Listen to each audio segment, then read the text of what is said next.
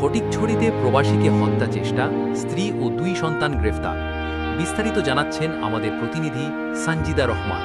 চট্টগ্রামের ফটিকছড়িতে সম্পত্তি নিয়ে বিরোধের জেরে প্রবাস ফেরত এক ব্যক্তিকে হত্যা চেষ্টার অভিযোগ উঠেছে। এই ঘটনায় তার স্ত্রী ও 2 সন্তানকে গ্রেপ্তার করেছে পুলিশ। ফটিকছড়ি উপজেলার বক্তপুর ইউনিয়নের শুক্কুর মোহাম্মদ নতুন বাড়িতে সোমবার গভীর রাতে এই ঘটনা ঘটে। ভুক্তভোগী মোহাম্মদ শাহজাহান, যিনি প্রায় 30 বছর কুয়েতে প্রবাস জীবন কাটান।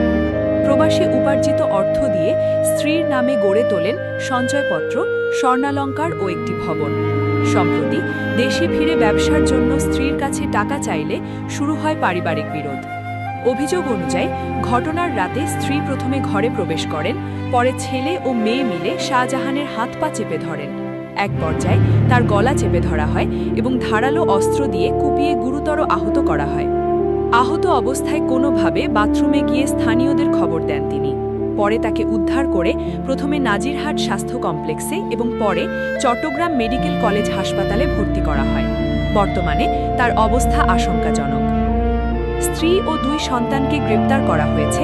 তারা প্রাথমিকভাবে জড়িত থাকার কথা স্বীকার করেছে। এই ঘটনায় মামলা দায়ের করা হয়েছে। অভিযুক্তদের আদালতে পাঠানো হয়েছে।